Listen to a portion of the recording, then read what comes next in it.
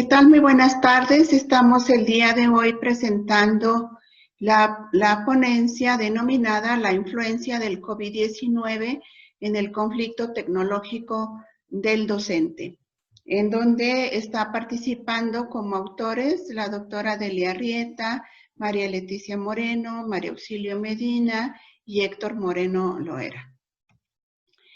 El COVID-19 propició una pandemia letal y mortal. La población entró en un pánico desbordante al solicitarles que guardaran una cuarentena y medidas estrictas de salud preventivas. Esta pandemia está definiendo nuestro tiempo y la crisis tan profunda que ocasionó desde el punto de vista económico, político y social, y pues no se diga desde el punto de vista social, de salud. Conforme a los informes oficiales del 6 de agosto del 2020, en México existen 462.690 casos de COVID, 87.973 sospechosos, 506.252 casos negativos, 50.517 defunciones y 308.848 recuperados. Estas estadísticas tan alarmantes ocasionaron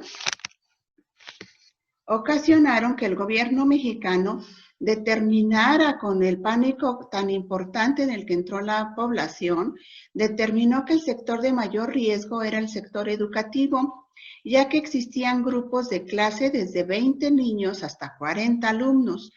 y la edad preescolar oscilaba entre los 5 y los 22 años, motivo por el cual la Secretaría de Educación mexicana optó por suspender clases y cerrarles escuelas para proteger a los niños, profesores, personal administrativo y directivos de un contagio que había sido realmente mortal.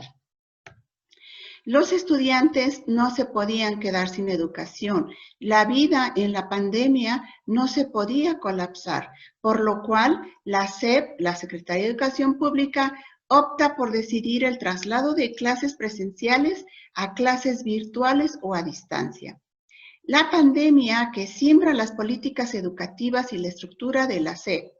evidenció muchas cosas, entre ellas la obsolescencia de la visión y estrategias tanto de programas como procedimientos educativos, como de la actualización docente en el tema de tecnologías de información y comunicación.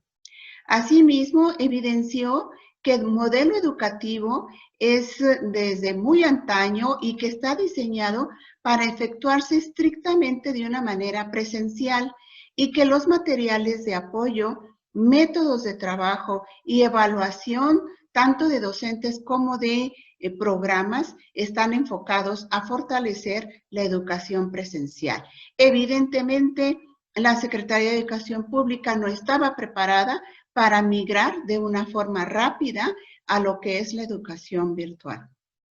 Los organismos internacionales ya tienen tiempo que habían informado sobre la necesidad de que en todos los países se incursionara en la educación virtual. Sin embargo, con la presencia del COVID-19, fue un motivante inequívoco para que se hiciera la digitalización acelerada de documentos para la educación virtual y el diseño de programas transmitidos por televisión, y de una manera extemporánea se capacitó a los docentes en el uso de las plataformas virtuales, en el uso de las computadoras y en el uso de las redes sociales.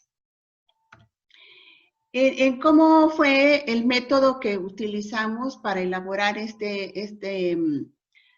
ponencia? Pues fue, en primera instancia, el sistema educativo mexicano conjunta las estadísticas e indicadores que se enfocan a los alumnos, en la infraestructura y al modelo educativo y al Producto Interno Bruto, a los gastos ejercidos por el sector educativo. Sin embargo, la plataforma del sistema educativo mexicano carece de mucha información relacionada específicamente a los docentes. Esta investigación tiene un enfoque netamente cuantitativo, ya que se basó básicamente, valga la redundancia, en lo que son las estadísticas del INEGI, En cuanto a la determinación de variables e indicadores, dentro de la encuesta nacional sobre la disponibilidad y uso de tecnologías de la información en los hogares del 2019, se seleccionaron las variables e indicadores con la finalidad de poder detectar la diferenciación de servicio y uso de la tecnología por los ciudadanos mexicanos. Y la SEP también, ante la situación de pandemia, inició un programa emergente para salvar el año escolar, en virtud de que México empezó con el asunto de la pandemia en el mes de marzo. Y el programa escolar que se manejó a través de la televisión se denominó Aprende en Casa, en el cual docentes, directivos, padres de familia y alumnos tuvieron que participar. Esta es la tabla que vamos a manejar con los datos estadísticos, que son variables e indicadores en donde vamos a trabajar con Internet, con telefonía celular, con computadoras, con televisión y bueno, por supuesto con el programa federal Aprende en Casa, que es en preescolar, primaria y secundaria, en donde hubo unos requerimientos sobre televisor, sistema de televisión abierta, electricidad, acceso a Internet, computadoras, tablet y smartphone. ¿Cuál es el análisis y los comentarios finales al respecto de esta situación de COVID en la educación y relacionados con los docentes? Bueno, que la primera estrategia del gobierno federal para combatir el COVID-19 en la educación fue retirar de clases presenciales a 36.6 millones de alumnos, cerrar 259.145 escuelas de educación básica superior, de educación básica hasta la educación superior, y 2.06 millones de profesores de los diferentes niveles educativos, llámese preescolar, primaria, secundaria, preparatoria y superior, tuvieron que trabajar desde casa en lo llamado home office o teletrabajo. La Secretaría también optó por involucrar a los padres de familia y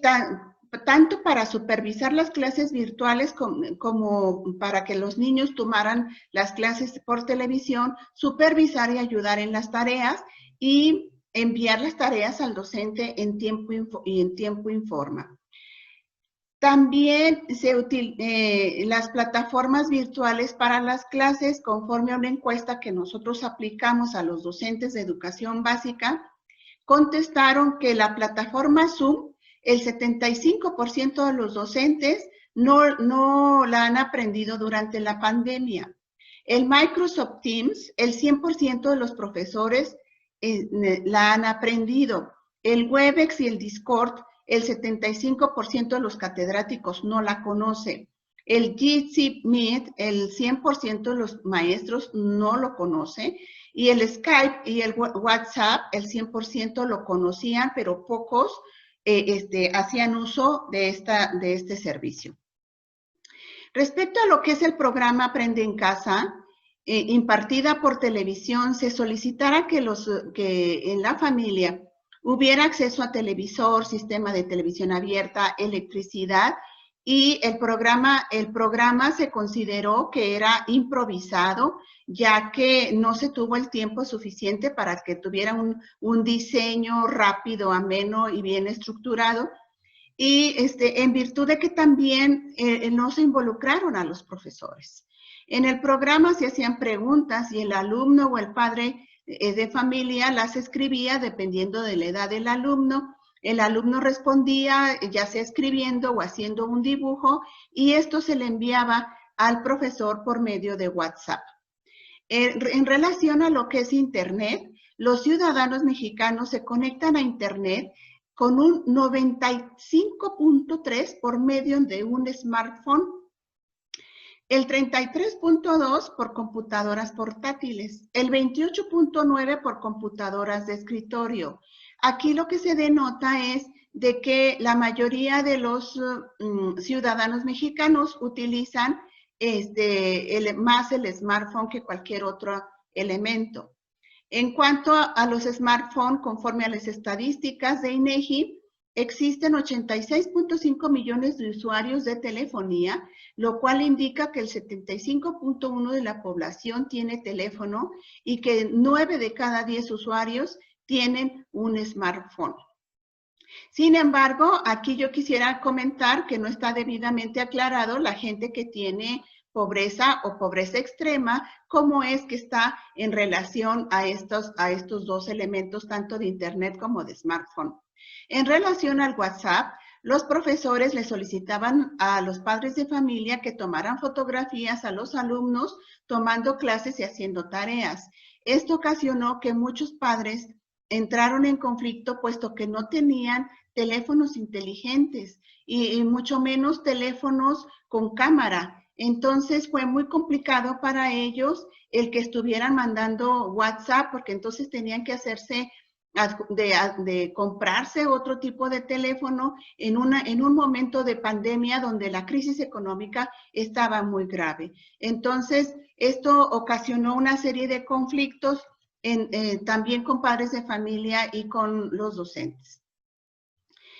Muchos profesores optaron por la opción del Facebook, la cual se podía tener videollamadas, enviar archivos o tareas y abrieron páginas especiales en el grupo de clase. Esta opción fue útil para padres y alumnos que eran muy visuales. Sin embargo, era muy fácil perder el control de los accesos a la página y sobre todo a los profesores tampoco les era tan fácil controlar tareas y controlar los accesos. Entonces, también aquí vale comentar que la mayoría de los ciudadanos mexicanos tiene un Facebook personal, no un Facebook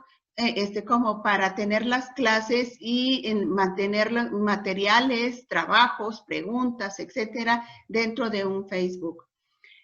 Las computadoras, existe una seria tendencia hacia la disminución de las computadoras en México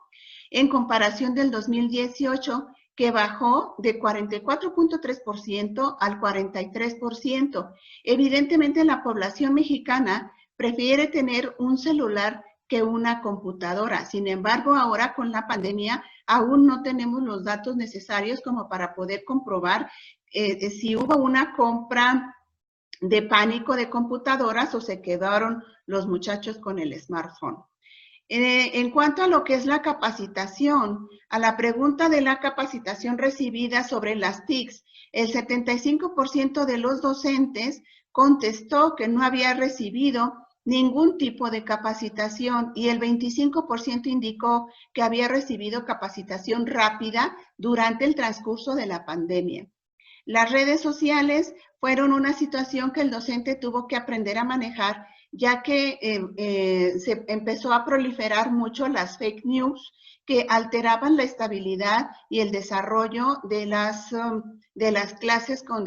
los profesores, por lo cual los profesores tuvieron que optar también por ser analistas y por ser informadores para efectos de mantener la paz y la tranquilidad con los padres de familia y con los niños.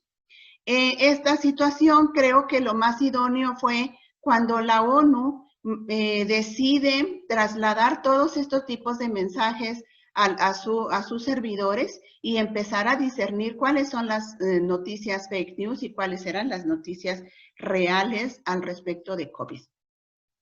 ¿Cuáles son las recomendaciones que tenemos en este aspecto al respecto de la problemática de los profesores con las tecnologías?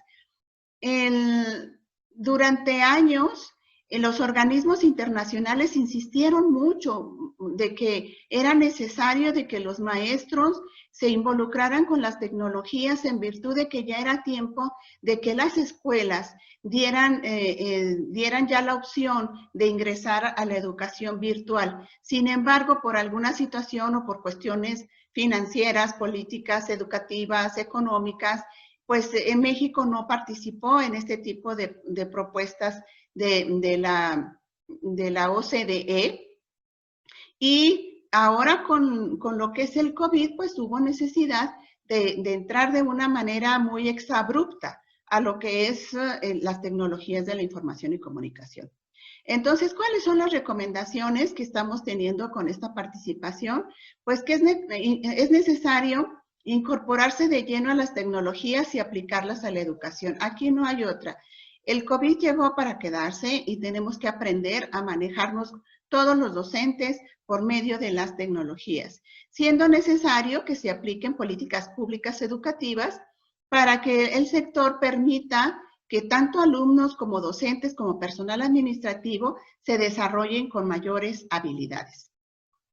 Es importante darles un apoyo a los alumnos y padres de familia para que cuenten con los recursos necesarios para esta nueva etapa de la educación en México, que es una computadora, un smartphone, internet e impresoras para que puedan llevar a cabo su proceso de enseñanza-aprendizaje en mejores condiciones, en virtud de que tenemos una gran cantidad de gente en pobreza y en pobreza extrema que carece de estos elementos mínimos para poder hacer sus tareas y para poder llevar a cabo su proceso educativo.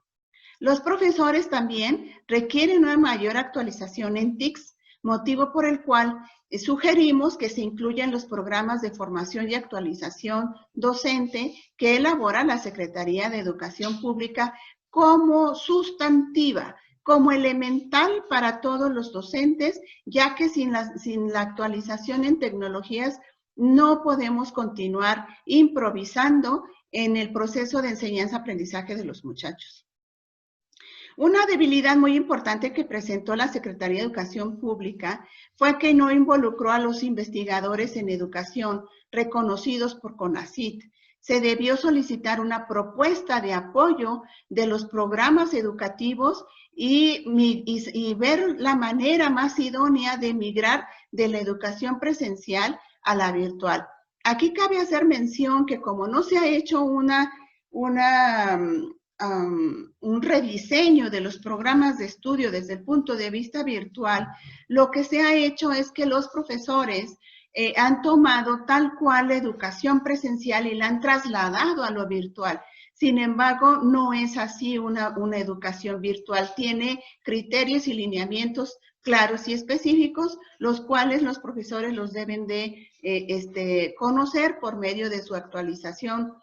docente, y que la Secretaría de Educación Pública debe forzosamente de estar supervisando todo este tipo de proceso de enseñanza y aprendizaje. La Secretaría de Educación Pública debe contar con expertos diseñadores de educación virtual para que diseñen de una manera más amable, más cómoda, más confortable, más atractiva y con mayor usabilidad las plataformas, para que también el muchacho se sienta motivado y se sienta debidamente integrado al sector educativo en su proceso de enseñanza-aprendizaje. Hay que tratar de disminuir la brecha digital que existe tanto en los alumnos como en los profesores, en virtud de que tenemos una gran brecha digital, de que tenemos profesores altamente conocedores y expertise en las tecnologías, pero también tenemos profesores que no tienen la menor idea de lo que es las tecnologías de la información y comunicación. Y aquí quisiera también aclarar que no es cuestión de edad, es cuestión de que la gente, los profesores, no se involucraron en su tiempo y en su momento con el desarrollo tecnológico, con la invasión tecnológica que hemos tenido en los últimos años. Y bueno, la situación se denotó ahora con lo que es el COVID-19, donde hubo un gran requerimiento de los profesores para que tuvieran este conocimiento al respecto de las TICs. Y la última sugerencia es que también a los profesores hay que proporcionarles apoyos económicos para que tengan sus equipos completos educativos, porque entonces ahora ya no es un lujo tener una computadora, ahora es una necesidad básica, sustantiva para el desarrollo del proceso de enseñanza-aprendizaje, que los profesores tengan tanto computadora, internet, impresora, cámara fotográfica y de video y su respectivo smartphone, porque las estadísticas indican que la mayoría de los muchachos jóvenes tienen smartphone. Sin embargo, entre más crecen o entre más avanzan en edad la población, menos está actualizada en la telefonía celular. Entonces aquí no queda otra nada más que inducir a los profesores a que tengan una computadora actualizada, que tengan un internet con un buen rango de banda, y que tengan una buena impresora color y a blanco y negro, con cámara fotográfica, con cámara de video, y bueno, su smartphone debidamente modernizado para efectos de que pueda dar un adecuado servicio y que pueda involucrarse totalmente sin estrés, sin angustias y sin preocupación en el proceso de enseñanza-aprendizaje con los muchachos. La falta de internet con los alumnos fue uno de los factores que creo que más estresó a los profesores, porque los profesores podían estar encargando tareas, pero si los muchachos no tenían acceso a internet, era prácticamente imposible que los jóvenes pudieran tener las tareas en tiempo y en forma y mandarlas también por vías smartphone. Al fin y al cabo, el smartphone también necesita internet o necesita datos para que pueda funcionar. Entonces, en esta situación pandémica tan delicada que vivimos en nuestro país y en muchos otros países de América Latina, creo que se necesita una política educativa integral en donde considere todos los elementos básicos para el proceso de enseñanza-aprendizaje, pero que también considere los requerimientos de los alumnos, que considere los requerimientos de los padres y también forzosamente los requerimientos de